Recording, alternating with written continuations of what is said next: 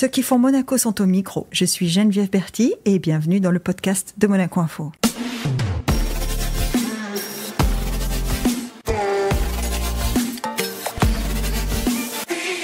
Notre invitée du jour est une Italienne au cœur grec, mannequin, actrice et présentatrice installée à Monaco. Femme solaire, pétillante, elle a su trouver son équilibre entre carrière internationale, vie de famille et passion. Avec son dernier projet, Meet the Driver, elle nous donne accès aux coulisses du sport automobile en révélant l'humain derrière le volant. Bonjour Sophia Valéry. Bonjour Geneviève, merci de m'avoir invitée ici. Ah bah quand même. Alors d'abord parce que Meet the Driver maintenant, ça s'est vraiment installé. Il y a une audience sur les réseaux sociaux, essentiellement sur Instagram d'ailleurs. Hein. Est-ce qu'il y a TikTok aussi pour Meet the Driver ? Oui, on a commencé TikTok. Encore, je ne l'ai pas développé comme les autres réseaux sociaux. Ouais. Mais on est en train de bouger aussi dans TikTok. Parce que pour ceux qui nous écoutent et qui ne savent pas, Meet the Driver, ce n'est pas juste un téléphone qui filme une rencontre. Hein. C'est un vrai moment passé avec le driver. Excusez-moi, je rigole un petit peu. Bah oui. Parce que beaucoup de mes copines, elles m'ont dit une fois... Ah, comment tu es bravo avec ton téléphone, tu fais tout ça. Je dis, non, c'est pas justement mon téléphone. On a un grand projet, on est un team. Ouais. En fait, elle travaille en arrière de Meet the Driver, ouais. Qui s'est développé pour une idée, qui s'est arrivé un peu à moi. Mais après, j'ai trouvé plusieurs personnes qui m'aident à faire Meet the Driver et que c'est sûrement sur YouTube, principalement. Ouais. Bon, sur YouTube, c'est déjà une grosse communauté. Alors, il y a beaucoup de drivers qui sont déjà venus te rencontrer. Est-ce qu'il y a un souvenir en particulier que tu as qui pourrait être le moment où tu as compris que Meet the Driver, ça veut faire quelque chose ? Je suis en train de parler avec plusieurs drivers. Des drivers qui ont une grande carrière, en fait, et des drivers qui sont en train de développer sa carrière. Ouais. Et des fois, je vois que les jeunes, les plus jeunes, ils n'ont pas encore une idée de combien d'efforts ils croient beaucoup en soi, mais ils n'ont pas encore compris complètement combien d'efforts on doit faire. Ouais. Quand même, si on a le talent, on doit vraiment se battre pour soi. Et donc, faire un interview peut-être à des drivers qui ont un peu plus d'expérience, ça lui donne un peu l'idée de le parcours qu'ils peuvent faire. Ou quand même que dans la vie, on ne doit jamais se rendre... facilement, oui. Oui, facilement. On doit toujours commencer de zéro, deux fois. Oui. Mais toi, tu as commencé de zéro ? Pour ma carrière, oui. Oui. Parce qu'en fait, ma famille, ma mère est un avocat, un pénaliste international. Mon papa, elle est un philosophe. Et artiste. C'est pas du tout ni des drivers, ni des artistes de scène. Mais c'est lié à ma famille, parce que mon enfant, mon garçon petit Harris, qui a 8 ans, il est un petit pilote de go-kart, en fait. Et c'est pour ça que j'ai développé Meet the Driver, parce que je voulais surtout comprendre sa passion et comprendre comment je peux l'aider du moment que je sais rien. Ouais. Et du moment que mon mari n'est pas là parce qu'il travaille à l'international par tout le monde, je suis beaucoup de temps avec mes enfants toute seule et je dois faire un peu les pères. Mm-hmm. Pourquoi pas aussi. Ah oui. Et donc il y a les papas qui s'amènent au go-kart aux enfants et moi que je sais rien de la mécanique, de comment une voiture ça marche, de la vitesse. Oui, je comprends, mais je suis pas un garçon passionné. Ouais. Oui, voilà. Et tu commences comme ça en fait, c'est pour faire plaisir à Harris. Enfin, au moins pour l'accompagner. Parce que j'ai compris que son amour était profond. Je sais pas où il venait. Parce que c'était pas qu'il aimait que les voitures, parce que ça, c'est une chose vraiment très commode pour les enfants. Ouais. Je l'amenais une fois, comme ça, par hasard, parce que moi, je suis de Venise. Il y a une piste go-kart à Jesolo, qui est très connue, la piste Azzurra, où des drivers comme Hamilton, ils ont développé leur carrière au début. Et en passant, je pensais, ok, il avait que 2 ans et demi. Mais je pensais, ok, on va lui montrer les cartes. Et le monsieur m'a dit, est-ce que tu veux lui faire un essayement? Et je dis, est-ce que c'est possible? Oui. Et donc, il marchait pas. En fait, vers le quart, il sautait en 10 centimètres de sol. Et j'ai compris qu'il volait, en fait, vers le quart. Ouais. Et on lui a mis des coussins, de cordes. Je ne sais pas si c'est interdit ou pas. En France, oui. En Italie, non. C'est toi qui as conduit avec lui ou c'est son père qui a conduit? Non, c'est lui, toute seule. C'est lui tout avec seul. une corde. Ah oui. Au quart en moteur. Ah oui. C'est dangereux, oui. Non, je ne peux pas penser. Dangereux, je ne sais pas. Moi, je pense que quand on est parent et qu'on a un enfant qui a une passion comme ça, c'est difficile de se mettre contre, enfin, de se mettre en travers, en fait. Hein. Dans ces cas-là, j'étais un peu moi que j'avais envie de voir s'il aimait bien. Donc, c'était un test. Oui, c'était un test un peu dangereux. On les a enlevé la corde, les coussins. Et, oui, on a fait beaucoup d'essayements là-bas. Parce qu'en France, c'était pas possible. Ah ouais, j'imagine. Alors, tu dis que Harris, il fait toujours du go-kart aujourd'hui. Oui. Est-ce qu'il y a une progression chez lui? Est-ce qu'il a un plan pour devenir professionnel? Oui, maintenant on va commencer, parce qu'il a fait maintenant 8 ans, donc on va commencer à faire les premières courses. Et il est bien, on a vu, il progressait, il est à temps, parce que je parlais avec un driver, Lucas, si je peux faire le nom, son prénom, Lucas Di Grassi, qui est un driver qui n'est pas justement qu'un driver, c'est en fait, il a ensemble plusieurs personnes, il a programmé et projeté la Formule E. Ouais. Et donc, il a gagné en Formule 1, il a fait la WEC, il a fait plusieurs typologies de courses. Et il m'a dit que le meilleur driver, c'est pas le plus fou. Donc, c'est pas justement celui qui est vite et ça va. C'est celui qui est plus à temps, plus précis. Donc, c'est en fait aussi un sport beaucoup mental. Ah bah oui. Oui. Ah bah oui, là, les caractères des pilotes mondiaux comme Senna ou Prost ou même aujourd'hui Verstappen, c'est des gens qui ont des caractères, des personnalités assez fortes. Hein. Oui, mais ils sont beaucoup précis. Donc, parce que si tu te trompes, l'accident, c'est comme ça. Un petit instant, un petit moment. Il n'y a pas de marge de manœuvre, en fait. Hein. On ne peut pas faire beaucoup d'erreurs. Non. Alors, avant de continuer de parler de voiture, on va parler de toi, parce que là, tu m'as parlé de ton fils, tu m'as parlé de la passion de ton fils, c'est devenu un peu ma passion, en fait. C'est vrai? Oui. Je me suis passionnée totalement maintenant. Moi, j'étais un peu un garçon petite. Ouais. J'aimais bien rester avec les garçons. Quand j'ai fait 2 enfants garçons... Tu as 2 garçons? Vous avez 2 garçons? J'ai 2 garçons. L'autre, il n'aime pas les voitures, donc on est bien. Mais je suis contente parce qu'on peut partager un peu le sport, la passion de ça, que ça m'a toujours plu. Ouais. C'est bien d'avoir un moment où on peut se retrouver, surtout quand on est une maman avec deux garçons. C'est bien de trouver un moment... C'est important, la famille? Oui. Ouais, parce que tu dis, moi, ma famille... donc, si je comprends bien, tu avais une famille qui travaillait beaucoup, puisque tu avais une maman qui travaillait. En Italie, c'était... Elle travaille toujours. Elle travaille toujours? Elle est mariée avec son travail. C'est vrai? Oui. En Italie, c'est pas le schéma principal qu'on a pour une maman. Elle est grecque, en fait, ma maman. Elle est grecque. Elle est d'Athènes. Chez sa famille, ils étaient toujours des politiques, des avocats. Elle était vraiment... Peut-être, j'ai pris un peu de sa côté, était un garçon. Ouais. Et donc, était un peu l'homme de la famille. Et elle est toujours mariée avec son travail. Et je pense que ça... Elle ne va jamais être en retraite. Jamais. Bon, si j'ai bien compris, toi aussi, tu es une maman qui travaille. Enfin, qui fait beaucoup de choses. J'aime faire, oui. Ouais. Alors, très vite, tu t'intéresses à l'art, et notamment à l'art dramatique. Oui, peut-être cette côté-là, c'est un peu prise par mon père, parce qu'elle m'a grandi un peu dans l'histoire, parce que mon papa, elle est professeur d'art, de philosophie. Il est un artiste lui-même. Et donc, c'est grâce à mon papa que j'ai commencé moi-même à faire les premières exhibitions d'art.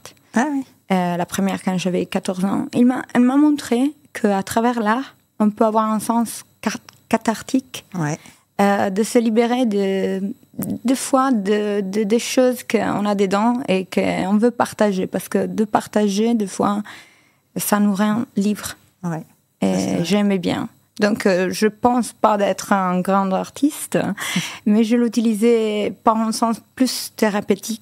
Ouais, thérapeutique, ouais. Voilà. Alors, on va le dire tout de suite à ceux qui nous écoutent. Toi, ta première langue, c'est quoi d'ailleurs? C'est le grec ou c'est l'italien? Ma langue maternelle, c'est le grec et l'italien. Et donc, je parle maintenant français parce que je suis à Monaco depuis 10 ans. Et c'est ça, tu parles non, mais tu parles un français incroyable. Mon accent, malheureusement, c'est italien. Mais... Ouais, enfin, je sais pas quel serait mon accent en italien, moi, hein, tu sais. Donc, c'est pas. Mais est-ce que pour toi, ça a été un avantage d'être déjà dans ta famille, au milieu de 2 cultures? Oui, bien sûr. Par contre, moi, je parle 5 langues. Ah, tu vois. Et dans ma famille, qui était de Izmir, à l'époque grecque, dans la côte grecque, là-bas, était un peu comme Monaco, un lieu cosmopolitique.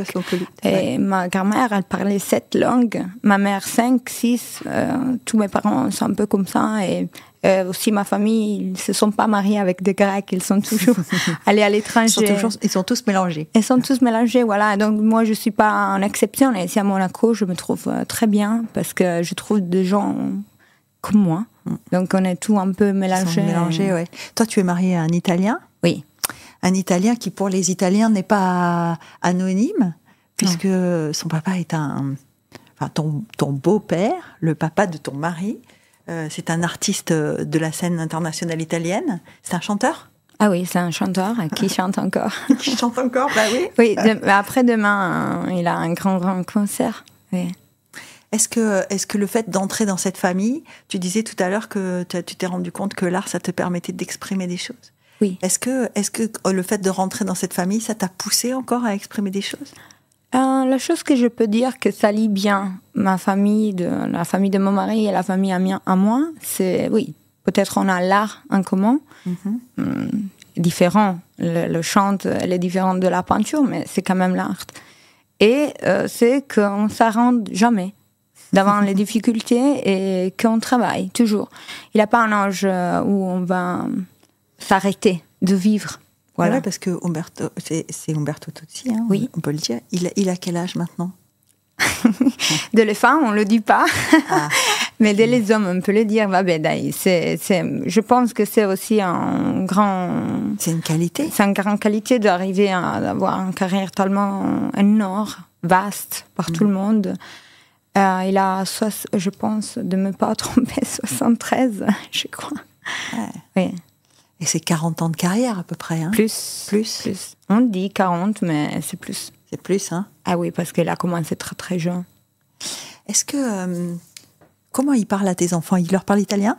Pour eux, c'est le grand-père. Des fois, ils chantent ensemble. Pour mes enfants, c'est la superstar, nonno superstar. Mais c'est quand même très très humaine et très simple. Moi, je dois dire que j'ai rencontré dans mon métier aussi des personnes comme elle peut être mon beau-père, des personnes qui ont vraiment gagné, ils ont arrivé à un niveau qui est impressionnant, mais ils ont gardé la majorité, la partie humaine est normale. Bah, c'est important d'avoir aussi des relations qui ne sont pas que professionnelles. On ne peut pas être que des gens qui travaillent. Mais est-ce que toi, tu t'es, dans le moment où tu as grandi, est-ce que tu t'es questionné sur ce que tu allais être? Oui. Et ça a été une grande question dans ma vie. Parce que mes parents, comme on a dit, ils avaient déjà un peu programmé, on peut dire, ma vie. Parce que ma mère restait un avocat. Il voulait que tu sois avocate. Il voulait que moi, je suis comme un peu ma mère. Mais d'ailleurs, tu as fait J'ai commencé comme ça. Voilà. À Milan, tu fais ton droit. Oui. J'ai fait comme ça. À peu près, j'ai perdu ma grand-mère. Et j'ai eu un clic dans moi. Était comme, la vie, c'est pas trop longue. On n'a pas tellement de temps pour se tromper. On doit un peu être nous-mêmes. On doit être réel. Donc, ok, si je suis pas en italien, je sais pas en français si ça existe, un peu le black sheep, c'est le mouton noir. Voilà. Donc j'ai choisi de donner une douleur, de dire ok, je m'arrête ici parce que je veux étudier, je veux faire la télé, je veux être une actrice, qui n'était pas acceptée par ma famille un peu parce que très intellectuelle. Oui, absolument. Absolument. Après, ils ont bien accepté, ils ont aimé, mais je crois que c'est juste parce que, aussi moi, c'est pas juste de dire toujours oui, oui, oui. On doit quand même voir, ok, est-ce que tu es capable? Ils m'ont pas aidé. Donc, c'est moi que je me suis battue pour ça que j'aime. Est-ce que quand tu décides de le dire à tes parents, de dire ok, je veux arrêter ces études-là, je veux faire autre chose, est-ce que tu pensais que ça allait être aussi dur? Oui, il n'était pas une conversation normale. C'est vrai? Tu étais préparée alors? Non, je n'étais pas préparée, mais c'était en réaction. Je ne pouvais plus. Ouais. Parce que j'avais déjà commencé au lycée. Je disais, moi je veux faire le lycée d'art. Parce qu'en Italie, on a le lycée d'art. Non, tu vas faire le lycée classique parce que tu dois étudier bien le grec ancien grec, le latin et blablabla. Je dis ok, peut-être c'est mieux, peut-être plus tard. Et après, quand j'ai grandi, j'ai vu que si je vais renvoyer toujours ma vie, je vais jamais vivre ma vie. J'ai dit ok, je dois me battre pour moi-même aussi si je devant moi mon papa qui en ce moment-là c'est mon ennemi. Est-ce que, quand tu dis ça, j'imagine, hein, je suis là, dans ma tête, j'ai la scène devant moi, et je me dis, est-ce que tu te rends compte que ton père te comprend pas? Je pense qu'il avait la volonté de me protéger. Aujourd'hui, je le comprends parce que moi-même, je me pose la question, est-ce que ça, c'est un bon chemin pour mon fils? Qu'est-ce que c'est juste? Parce que la réalité, c'est que on est un peu habitué du moment qu'ils sont petits à penser pour eux. Ouais. On le va faire aussi un peu trop, aussi quand ils ont l'âge de oui, c'est ça, c'est que on réalise de se montrer. Voilà, moi j'ai un fils qui est grand, qui est adulte, et je me souviens que ça a été compliqué de sentir le moment où je devais pas accepter, mais intégrer, tu vois, dans la réflexion, que lui aussi, il avait des idées, c'était pas forcément les miennes. Oui, malheureusement, je pense que moi-même, je vais trouver un peu de difficulté d'accepter. Ah ouais? Oui, parce que je vois déjà maintenant, ils font des choix que j'aime pas trop. Je cherche de lui montrer ça, que c'est mon idée de ce que c'est correct par rapport, maintenant, c'est un petit, mais par rapport à l'alimentation. Donc, je veux qu'il mange mieux, peut-être les légumes, plutôt que je ne vais pas acheter une chose faite. Ça, c'est le combat de toutes les mamans. Mais je ne peux pas lui forcer totalement. Je ne peux pas être extrême. Je dois aussi un peu accepter parce qu'après, je peux avoir une réaction de ça. Donc, je cherche toujours d'être balance. Et oui, parce qu'en plus, tu le disais tout à l'heure, toi, tu es souvent seule avec tes enfants. Donc, c'est plus difficile d'avoir ce genre de conversation quand on est seul. Parce que là, tu disais, j'étais face à mon père. Mais il y avait ta mère aussi quand tu leur as dit, je veux arrêter, ou tu n'y avais que ton père? Ah, pour ma mère, était aussi un cauchemar. Donc, mes parents sont divorcés, donc j'ai fait ma bataille pour avec ma maman et mon papa. Mais ma maman, elle m'a aimé et compris un peu plus. Elle m'a dit, elle a pris le douleur, mais elle a dit, ok, je suis là pour toi. C'est une maman. Oui, c'est une maman. Et c'est pour ça que moi aussi, je pense d'être aidée par ma nature. Ouais. Parce que nous, les femmes, quand même, on a cette sensibilité d'écouter un peu plus que les hommes. Ouais. Ça a mis combien de temps pour ton papa pour qu'il accepte? Il a toujours pas accepté? Je sais pas s'il a encore accepté. Non, mais tu vois, la question, elle n'était pas si innocente parce que tu disais les femmes, elles écoutent plus que les hommes. Oui. Et parfois, ils n'entendent jamais. Je pense que mon papa, il est content que je suis maman. Je ne sais pas s'il est content de ce que je fais. Il est proche de ses petits-fils? Oui, oui, très, très proche. Elle joue, elle fait les pâtes, parce qu'elle cuisine. On aime cuisiner, hein. On est italien, grec. Italien, grec, oui, du monde. Il fait la pâte lui-même avec ses mains. Donc, dès qu'ils étaient petites, elle voyait. Nous, on a aussi une maison à la campagne très grande avec les animaux et tout ça. Et était un peu le grand-père de la campagne. Et alors, comment avec Gianluca, puisque c'est Gianluca, hein, oui. ton mari, comment vous arrivez à Monaco? Alors, Gianluca, il est à Monaco depuis 30 ans. Donc, il est né, oui, en Italie, mais avec ses parents depuis plus que 30 ans. Le 92, il est grandi à Monaco. Il a fait toutes ses études à Monaco avec un pilote que tu connais bien, Maro.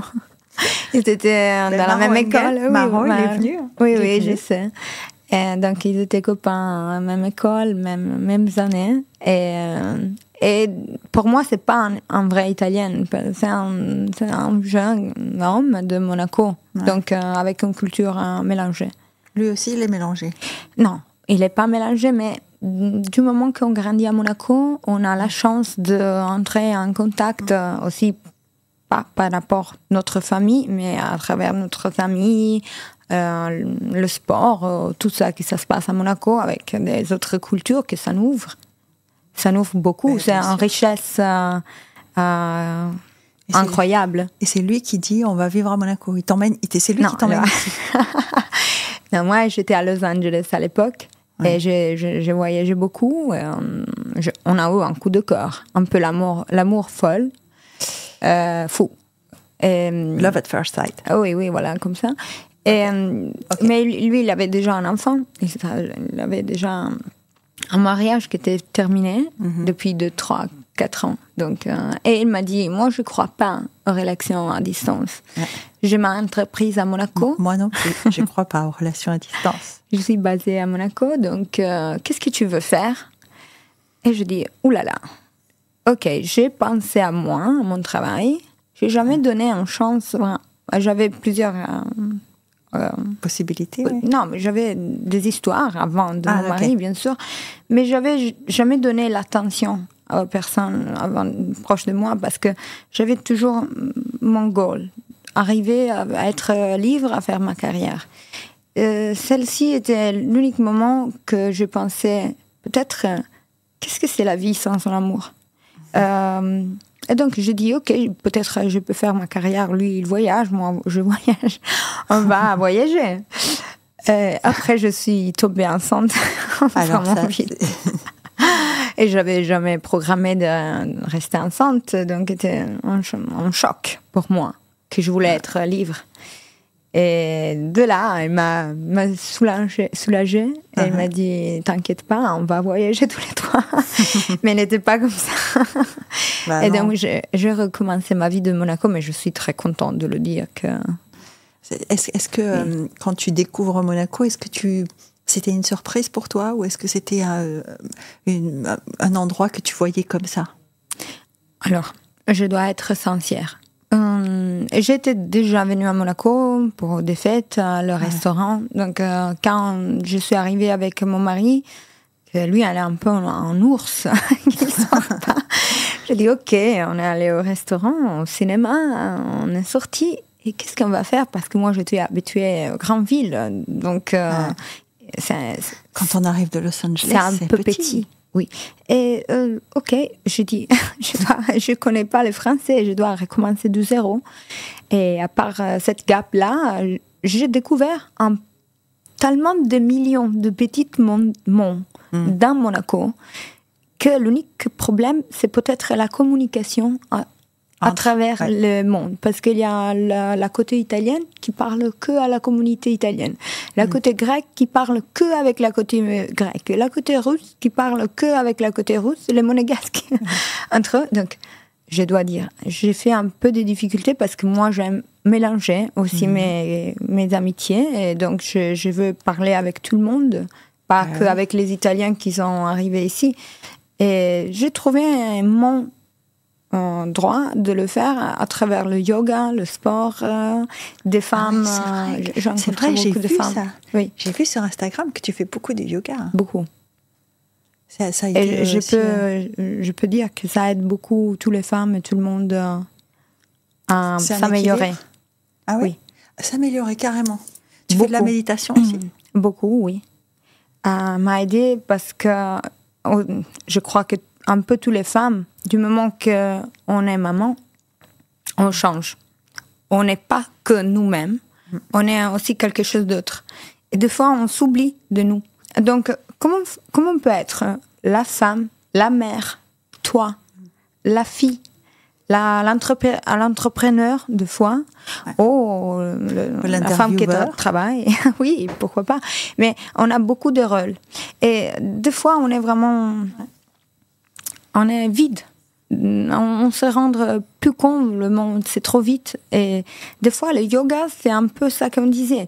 Je dois trouver mon centre et me replacer. C'est une chose qu'on fait tous les jours.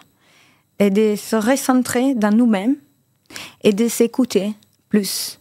Et ça, on le fait à travers plusieurs façons de le yoga. Le yoga, c'est un art. Il a plusieurs arts de le yoga. Ouais. Et est-ce que quand tu découvres le yoga et la méditation, est-ce que tu te rends compte que tu es encore différente de ce que tu pensais? Oui. C'est vrai? Je me souviens la première fois que je suis entrée dans la classe de yoga, je dis ok, moi je dois rentrer dans ma vie avant. Je dois être Sophia avant de mes enfants parce que oui, j'ai donné beaucoup, donc j'étais pas ça que je voulais être. Tu avais l'impression d'avoir oublié Sophia? Complètement.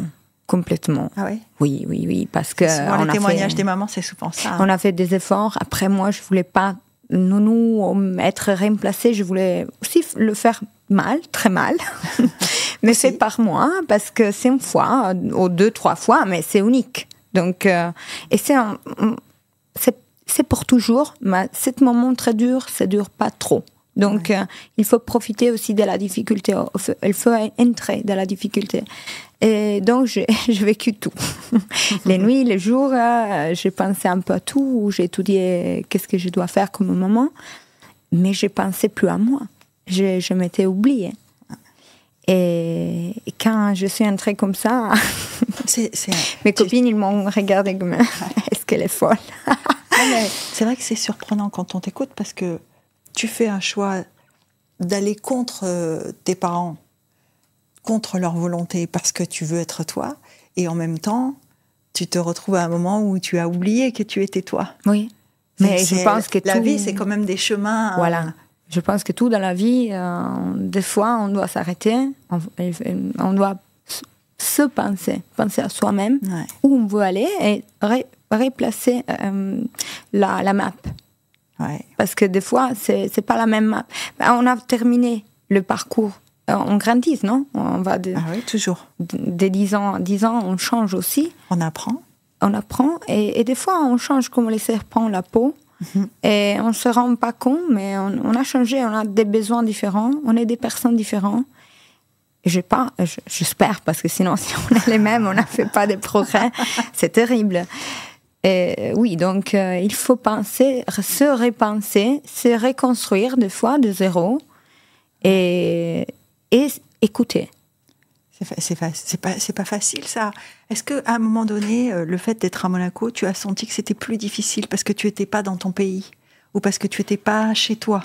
Alors, pas chez moi, non, parce que j'étais à Los Angeles, j'ai pris ma valise quand j'ai fait ma révolution. J'ai pris ma valise et je suis partie pour Milan. Parce que de Venise, Milan était quand même dangereux pour une femme très jeune. Et j'avais pas de contacts, donc j'avais pas peur de l'inconnu. Ça, non. Plutôt, je pensais, qu'est-ce que je vais faire à Monaco, qu'il a pas le Star System. C'était un peu un gap pour mon travail, parce qu'il n'a pas le grand cinéma, de casting. C'est pas Hollywood, hein. Non, c'est sûr. Et donc, je dis, moi, quand même, je veux pas être que la femme de quelqu'un, je veux être aussi la femme. C'est pas une chose mauvaise. C'est pour ça, d'ailleurs, que tu as gardé ton nom. Ah oui. Parce que tu portes pas... Parce que c'est pour mon travail. Ton nom de travail, c'est pas ton nom de mariée. Non. Je suis Madame Tozzi depuis 10 ans, mais j'utilise. Pour les amis, je suis Sofia, Soso. Soso. Oh, c'est cool ça. Oui, ouais. Je préfère. Est-ce que tu as gardé des amis à Milan, en Italie? Toujours, les artistes sont toujours avec moi. Ouais. Et en Grèce, est-ce que tu as une place quelque part en Grèce qui est à toi? Oui, j'ai des maisons à Athènes. Et maintenant, je me suis mariée en Grèce. J'ai beaucoup d'amis. Ah, tu étais mariée en Grèce? Oui. Mon rêve était d'être moi, mon mari et 2-3 amis, donc les parents et basta.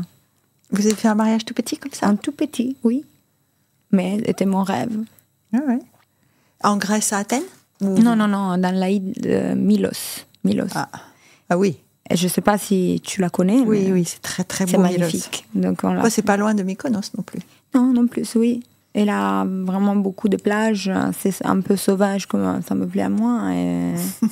Et je voulais quelque chose d'intime, en fait. Ah oui, parce que Milos, en plus, il faut y aller. Hein. C'est pas super facile. Oui. Ouais. C'est pas.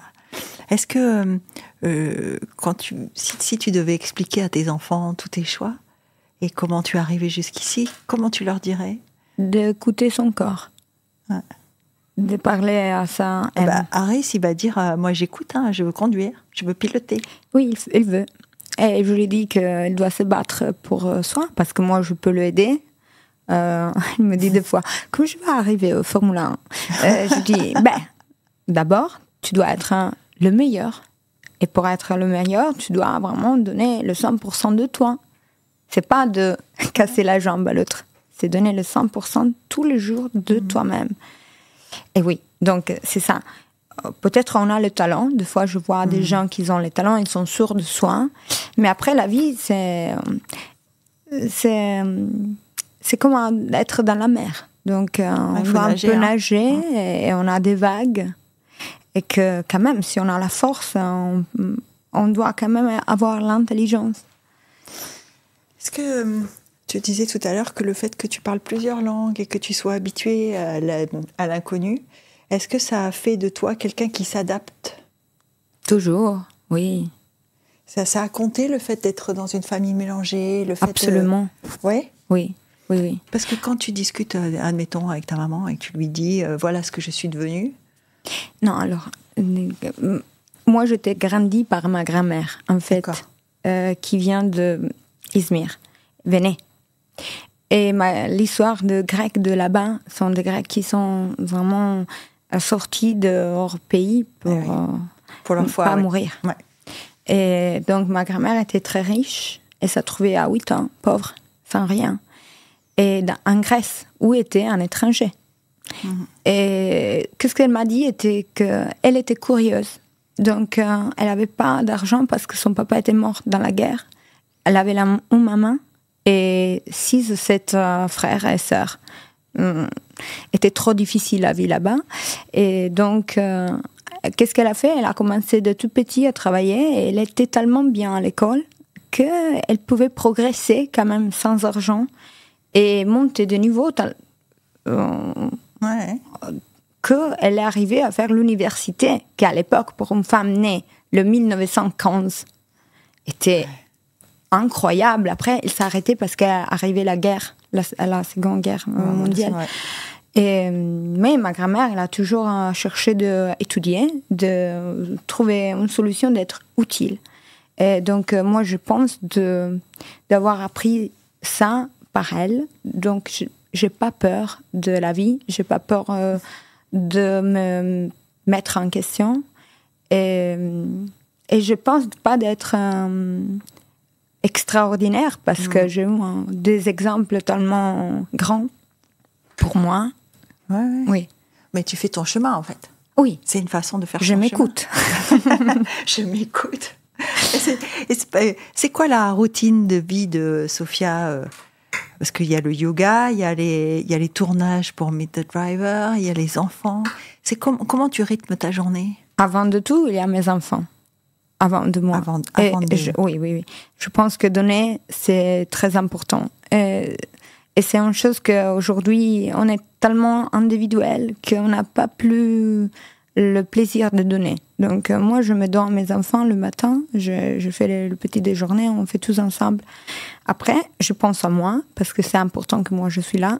Je vais au gym, je fais toujours ma pratique yoga, je fais breathwork, yoga stanga, kundalini, beaucoup de typologies de yoga. Après, j'aime, parce que moi j'habite à la Condamine, que c'est un quartier que moi j'adore, parce qu'il y a beaucoup de monde qui pense que Monaco c'est juste, le glamour, c'est aussi ça, c'est aussi ça, c'est la beauté, c'est la nouveauté, c'est le monde, le luxe, mais il y a une partie de Monaco que moi j'aime beaucoup et que j'espère que ça va rester un peu comme ça, que c'est l'ancienne Monaco. Alors tu vas au marché ? Oui, bien sûr. Je veux choisir mes légumes qui soient toujours frais. Je parle avec les gens qui me connaissent très bien, qui connaissent mes enfants. Et pour moi, de faire tout à pied, de respirer entre les petits parcs qu'on a, c'est vraiment la vie. C'est tout pour moi. Donc, je fais mes cours, après je cuisine, après je lis, j'aime lire. J'ai fait mes programmes, j'ai fait mes calls, tout dans l'après-midi. Après, il y a mes enfants et tous les sports de mes enfants et tout ça. Ah oui. Qu'est-ce qui fait le deuxième ? Et le deuxième, il a commencé maintenant à faire un petit peu de sport parce que il a eu un souci, on peut dire comme ça, que maintenant, en parlant avec les mamans, ça arrive souvent, que c'était le spasme de sanglot, mais que pour beaucoup des années, il m'a bloqué de l'amener au sport. Et c'est pour les gens qui ne savent pas, c'est le petit, quand il est trop énervé ou trop fatigué, il évanouit, il a des crises comme l'épilepsie, un petit peu. Épilepsie, voilà. Petit peu. Et donc, c'est comme des convulsions, un peu. Oui. Moi, la première fois que ça se passait, je l'ai trouvé pratiquement mort, noir, dans son lit.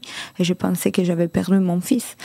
Et je pense d'être choquée par cet événement-là que je le voulais protéger et pas l'amener au sport. Donc, on a commencé, peut-être pour moi, tout doucement, à le mettre maintenant dans le foot, après le trampoline. Et toujours, je dis aux maîtresses, à l'enseignant, de faire très très attention parce que lui, il a eu l'espace de sanglot et d'être traité un peu différemment, mais après, maintenant, il est normal. Oui. Est-ce que lui, il se souvient de ces crises ou pas ? Je ne sais pas si, après, il a commencé à comprendre d'avoir un pouvoir sur moi et de l'utiliser contre moi pour arriver à faire ce qu'il veut. Donc, il faut faire vraiment très, très attention aux enfants parce qu'ils sont plus intelligents que nous. Ah oui, ça c'est sûr. Ils sont beaucoup plus intelligents parce qu'eux aussi, peut-être, ils sont plus innocents. Oui. Après, ils sont comme des animaux, ils sentent tout. Ouais, c'est très instinctif. Hein. Oui. Donc maintenant, il fait un peu de sport. Est-ce que lui, il regarde son frère faire du go-kart et qu'est-ce que ça lui inspire ? Tu dis il n'aime pas ça, mais quelle relation il a avec son frère ? Non, ils ont une très belle relation. Après, ils disputent tout le temps. Ils sont des enfants très normaux. Mais je crois que dans lui, il y a un peu une idée de le super frère qui est capable, les courageux. Le premier, il n'est pas timide, pas du tout. Donc le deuxième était un peu plus timide. Il a eu un peu d'espace, donc il voyait son frère comme un exemple. Mais maintenant, ils sont vraiment arrivés le niveau, c'est pas tellement distant. Alors, on a beaucoup parlé des enfants, on a parlé de tes projets, on a parlé de Meet the Driver, on a parlé de la peinture, on a parlé de l'art dramatique. C'est quoi qui fait que tu as envie d'avoir autant de projets différents ? Je suis bipolaire. Non, je rigole.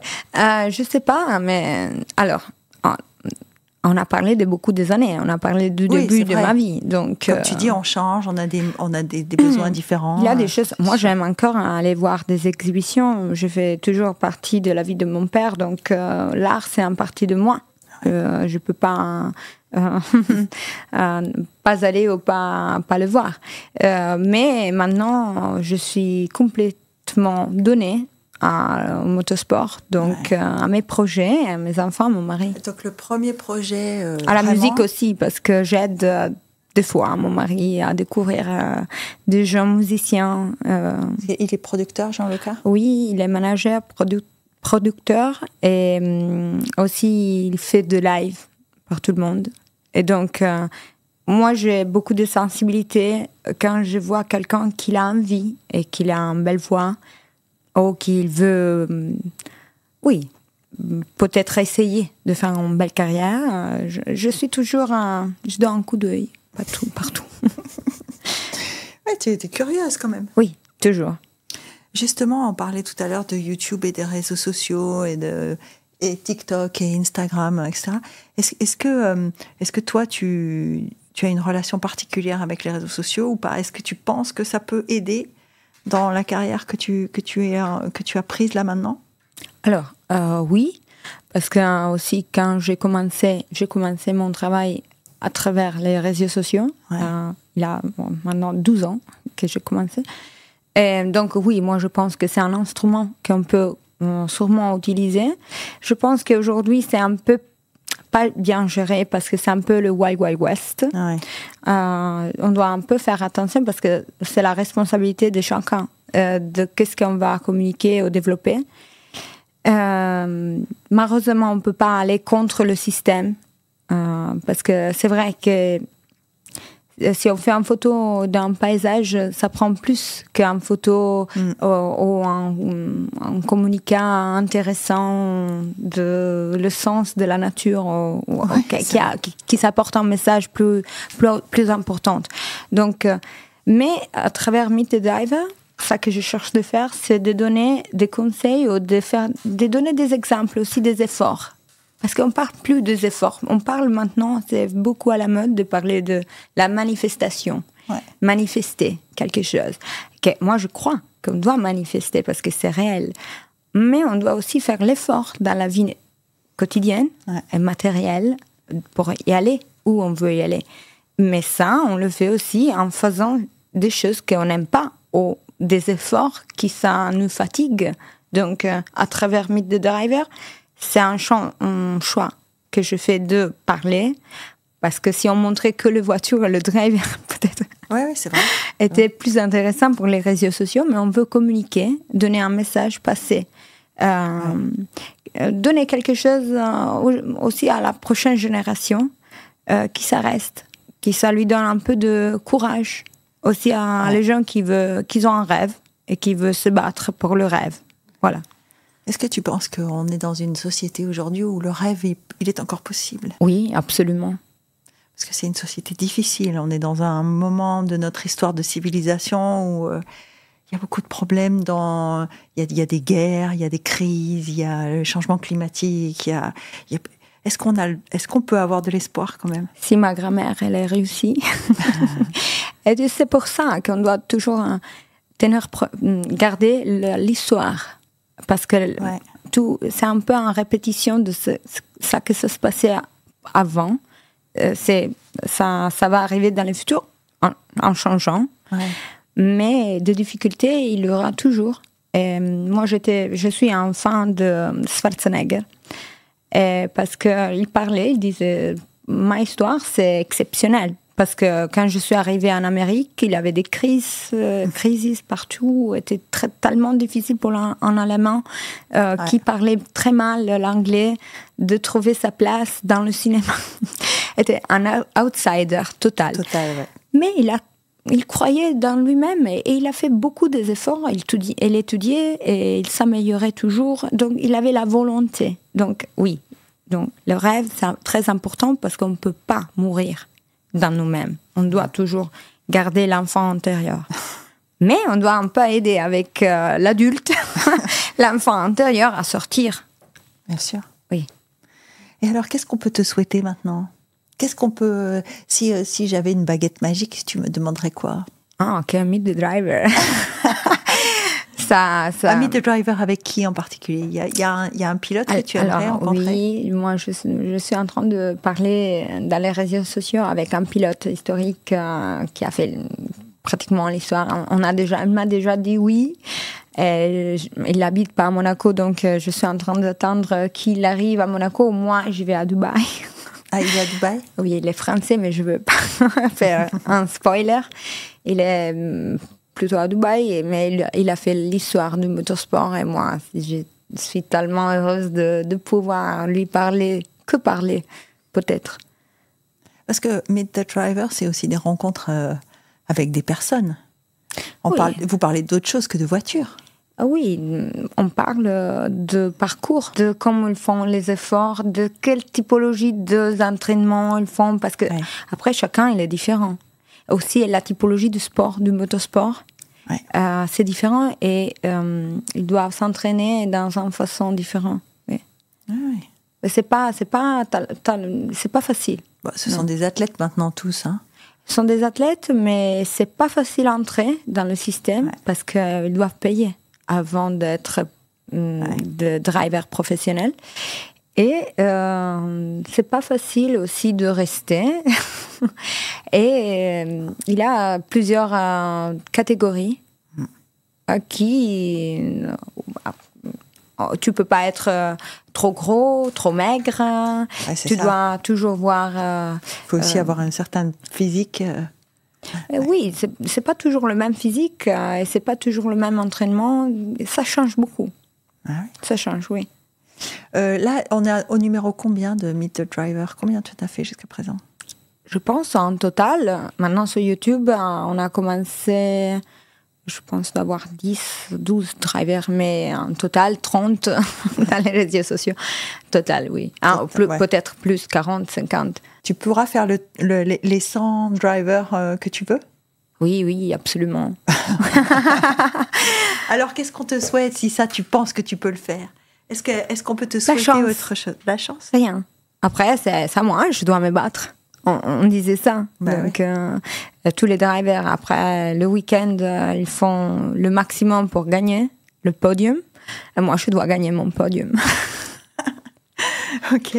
Eh bien, merci. Merci à vous. Sophie, à bientôt. À bientôt. Merci.